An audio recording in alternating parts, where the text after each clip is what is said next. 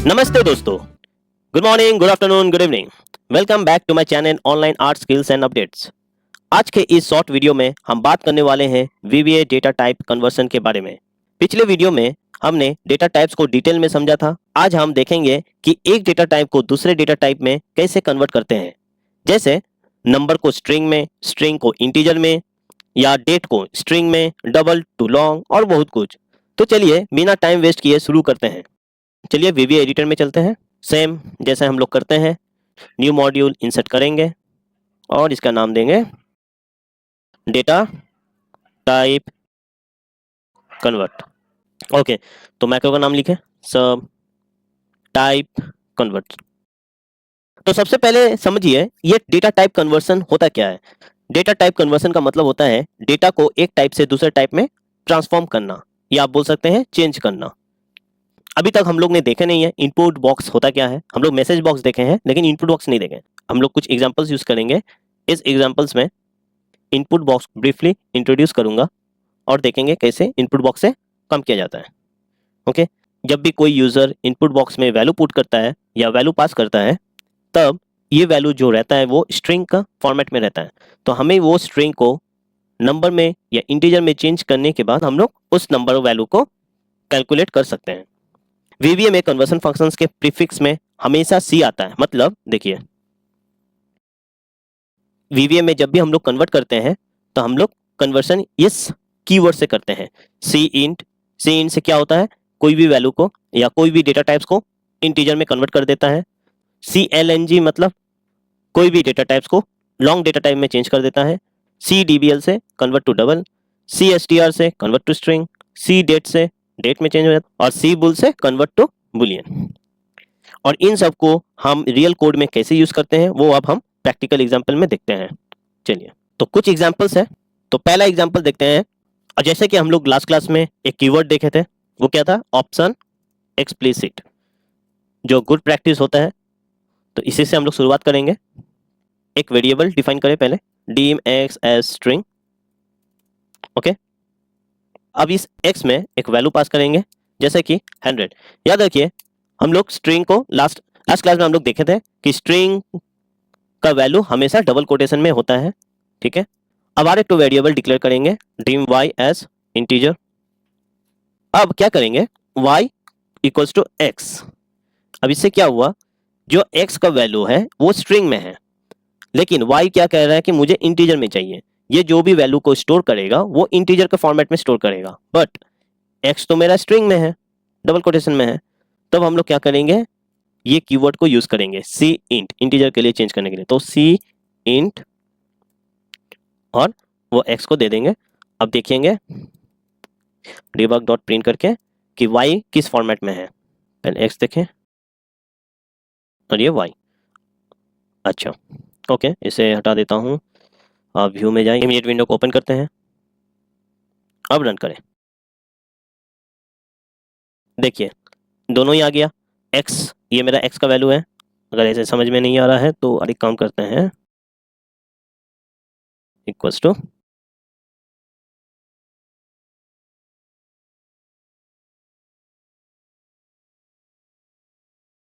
Okay, और इसे clear करें।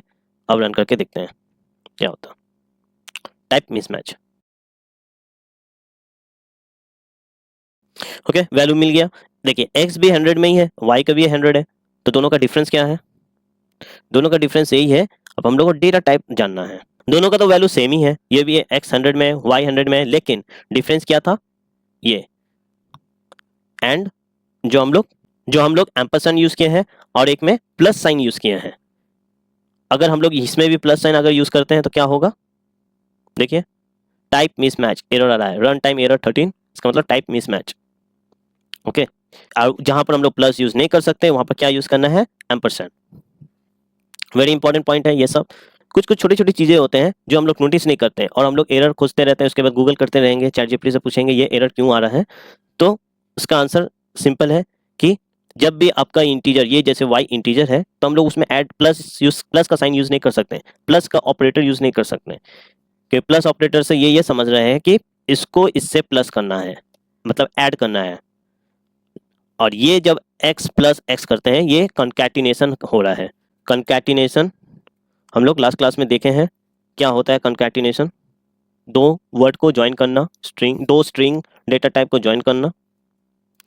ओके लेकिन और यहाँ क्या ये भी कंकैटिनेशन का ही काम कर रहा है लेकिन एंड से। ओके ये तो था एक छोटा सा सिंपल एग्जांपल। और एक एग्जांपल देखते हैं इनपुट बॉक्स से। उसके लिए दूसरा सब प्रोसीजर लिखते हैं। इसमें हम लोग सिर्फ देखेंगे कि ये जो भी इनपुट बॉक्स में वैल्यू पास कर रहा है वो एक नंबर है या नहीं। हम लोग दो नंबर को सम करेंगे। ओके तो दो नंबर को सम जब करेंगे मतलब हमें क्या चाहिए, तीन वेरिएबल चाहिए। डिम एक रहेगा फर्स्ट नंबर, वो क्या रहेगा इंटीजर। ओके डिम ये रहेगा दूसरा नंबर मतलब सेकंड नंबर एज इंटीजर, और एक रहेगा तीसरा नंबर जो ये इन दोनों का समेशन रहेगा मतलब आंसर्स एज, ये भी इंटीजर में रखेंगे इंटीजर। ओके अब फर्स्ट नंबर में हम लोग वैल्यू पास करेंगे। ये आप समझ लीजिए एक छोटा सा कैलकुलेटर है, एक सिंपल छोटा सा कैलकुलेटर इनपुट बॉक्स से बनाएंगे। Into first number. आप ये इनपुट बॉक्स फर्स्ट टाइम देख रहे हैं तो कुछ भी सरप्राइज होने के लिए नहीं है। इनपुट बॉक्स जैसे मैसेज बॉक्स काम करता है सेम इनपुट बॉक्स वैसे ही काम करता है। इनपुट बॉक्स में वैल्यू यूजर से लिया जाता है। और सेकंड नंबर इनपुट बॉक्स और यहां देंगे एंटर सेकंड नंबर। ओके इसे कैप्स में रखते हैं। और ये इन दोनों को जब मैं नंबर ले लूंगा, ये फर्स्ट नंबर रहेगा ये सेकंड नंबर, और ये दोनों ऐड होगा। ऐड होके किस में स्टोर होगा, आंसर में स्टोर हो जाएगा। तो ये होगा first number plus second number. ठीक है ये स्टोर होने के बाद इमीडिएट विंडो में प्रिंट हो जाएगा। चलिए देखते हैं। First number enter first number बोल रहा है तो 5 देते हैं, देखिए 5। ओके अब सेकंड नंबर के लिए देंगे 8। ओके अब देखिए अच्छे से सेकंड नंबर में 8 का वैल्यू है, फर्स्ट नंबर में 5 का वैल्यू है। ओके अब दोनों आ गया है, दोनों ऐड हो जाएगा। ऐड होने के बाद ये प्रिंट हो गया 13। देखिए और एक बार करते हैं इसे क्लियर करने के बाद। इसे क्लियर नहीं किया था, अब क्लियर हो गया। अब रन करें। अच्छा 5 देखिए मैं बोल रहा था एक छोटा सा सिंपल एक प्लस कैलकुलेटर बन गया। ये 5 आ गया। अब कुछ भी नंबर दे सकते हैं, 5 क्यों, 89 दे दीजिए और बिग नंबर 87 दे देते हैं। और देखिए दोनों का समेशन हो गया, ऐड होके हाँ प्रिंट आंसर प्रिंट हो गया 176। लेकिन अगर मैं देखिए आ गया अच्छे से। ठीक है इसे क्लियर करता हूँ, अब रन करें। अगर मैं ए टाइप कर देता हूँ, फर्स्ट नंबर बोला है लेकिन मैंने ए टाइप किया हूँ। ओके अब क्या हो गया, टाइप मिसमैच। इस तरह तो ये एरर आ गया, मतलब ये इनवैलिड है। तो जब भी इनवैलिड रहेगा तो मैं क्या करूंगा, ये आपका जो मैक्रो है ये स्टॉप हो गया, ये क्रैश हो गया। तो आप ऐसे भी कर सकते हैं, इससे प्रॉब्लम नहीं है। इसे क्लियर इन कीजिए और फर्स्ट नंबर को मैं स्ट्रिंग कर देता हूँ, इसे भी स्ट्रिंग कर देता हूँ, और जो आंसर रहेगा वो इंटीजर में रहेगा। अब रन करके देखिए 5 7 ये 57 हो गया। ये तो आंसर प्लस नहीं हुआ क्योंकि ये दो तो स्ट्रिंग है। ये दोनों का एक्चुअली होना चाहिए था 12, 5 + 7 12। तो मैंने जब स्ट्रिंग किया तो ये तो दोनों कंकैटिनेशन हो गया, इसे बोला जाता है कंकैटिनेशन। अभी क्या हो गया, ये तो दोनों को ज्वाइन कर लिया, मतलब एक 5 लिया, एक पहला नंबर पे जो 5 था दूसरा नंबर पे जो 7 था, दोनों को ऐड किया, ऐड नहीं किया, दोनों को ज्वाइन किया और 5 और 7 वो रिप्रेजेंट करके दिखा दिया। तो ये दोनों ऐड नहीं हुआ, तो इसलिए मुझे क्या करना था, इंटीजर लेना था। अगर मैं दोनों में से एक को इंटीजर करता हूं, ओके अब रन करें 5 7 देखिए 12 आ गया। मतलब कि एक को मैंने स्ट्रिंग रखा हूं और एक को इंटीजर रखा हूं, तब ये दोनों ऐड हो गया। आगे बार देखते हैं 20 + 50 = 70। वाओ गुड हो गया। आगे बार देखते हैं। अब दूसरा कुछ से ट्राई करेंगे। सोचिए कोई यूजर है जो नंबर नहीं देके कुछ लेटर दे दिया ए और इस पे नंबर 5 दिया, लेकिन एरर आ गया, टाइप मिसमैच। तो इस तरह के यूजर्स होते हैं जो आप सिंपल एक कैलकुलेटर या सिंपल एक प्रोग्राम बनाया उसके साथ छेड़छाड़ करेगा और एरर, या इसको बोला जाता है बग्स, ठीक है, वो बग्स निकाल देगा कि अब ये बग्स को आपको फिक्स करना है। तो आप क्या करोगे इसके जगह, तो आप इंटीजर चेंज कर दो। ठीक है मैंने फिर से इंटीजर चेंज कर दिया, तो आप रन करें। अब मैंने तो ऑलरेडी बोला हूँ कि एंटर फर्स्ट नंबर, नंबर बोला है, लेकिन यूजर क्या करेगा, ए देगा, फिर भी यहाँ से एरर आ गया। तो अब हम क्या करें, तब हम लोग एक कंडीशंस लिख सकते हैं। ओके, तो कंडीशन क्या होगा, देखिए यही सभी एक लॉजिक्स होता है जो अब जब आप जितना प्रैक्टिस करोगे, जितना कोड देखोगे, तरह तरह के different different types of programs देखोगे गूगल पे या कहीं पर भी बुक्स में, तब आपको आइडिया आएगा कि मुझे इस एरर को किस तरह हैंडल करना है। इसमें तो हम लोग आगे के टॉपिक में ये भी देखेंगे how to handles the errors, different different types of errors हैं, वो सब एरर्स को हम लोग कैसे हैंडल करेंगे वो हम लोग आगे के वीडियोस में देखेंगे। तो अभी के लिए ये मेरा डेटा टाइप कन्वर्सन के लिए वीडियो था। तो इसमें हम लोग यही दिखाए हैं कि कैसे करके आपको डेटा टाइप्स यूज करना है, और ये जो एरर आया है इसे हैंडल कैसे करना है। इसे सिंपल आप क्या कर सकते हैं, स्ट्रिंग, हम लोग अभी ज़्यादा डीप पे जाएंगे नहीं, बट आपको एक तरीका से दिखा दे रहे हैं। स्ट्रिंग, इसे इंटीजर रखेंगे, और जब हम लोग वैल्यू पास कर रहे हैं तब हम लोग देखेंगे इफ, ये एक लॉजिक है, okay, is numeric first number, मतलब मैं देख रहा हूं फर्स्ट नंबर न्यूमेरिक है या नहीं, देन अगर रहेगा तब वो सेकंड नंबर के लिए पूछेगा और आंसर भी देगा, एल्स क्या होगा, अदरवाइज वो मैसेज देगा। क्या मैसेज देगा कि first number is not valid number. Okay, और ये जो debug डॉट प्रिंट है ये सभी इफ ब्लॉक में रखेंगे। ओके, अब रन करके देखते हैं क्या होता है। ए टाइप किया हूं, ओके, देखिए first number is not valid number, user को इस तरह दिखेगा और वो ओके कर देगा। फिर से रन करेंगे, अब वो नंबर टाइप करेगा तो 5 हुआ, अब ये सेकंड नंबर मांग रहा है तो 8 देंगे और ओके। दोनों को ऐड किया, ऐड करने के बाद क्या मिला, 5 and 8 58, इंटीजर नहीं मिला है। अब देखिए मेरा डेटा टाइप्स यहाँ पर काम आएगा, इन दोनों को मैं क्या करूंगा, पहले इंटीजर पे चेंज कर दूंगा, दोनों को इंटीजर पे चेंज कर दिया। अब रन करके देखिए, अब 58 नहीं आएगा, अब दोनों को ऐड करके जो आंसर आता है, जो समीशन होता है वो आएगा 9 7, 9 and 7 16। तो आप इस तरह आप हैंडल कर सकते हैं। और एक काम कर सकते हैं, देखिए अब फर्स्ट नंबर जो वेरिएबल है इसमें आप स्ट्रिंग डालिए या नंबर डालिए, ये दोनों ही रिसीव कर लेगा, इससे इसको कुछ भी प्रॉब्लम नहीं है। नेक्स्ट कंडीशन में हम जो रखे हैं कि ये पहला वाला जो है वो नंबर है या नहीं। अब इनके जगह अब ये भी कर सकते हैं, देखिए इसको, इन दोनों को मैं चेक करूंगा, इन दोनों नंबर है या नहीं, इज न्यूमेरिक। और फर्स्ट नंबर नहीं देखे मैं लिखूंगा one of them is not valid number,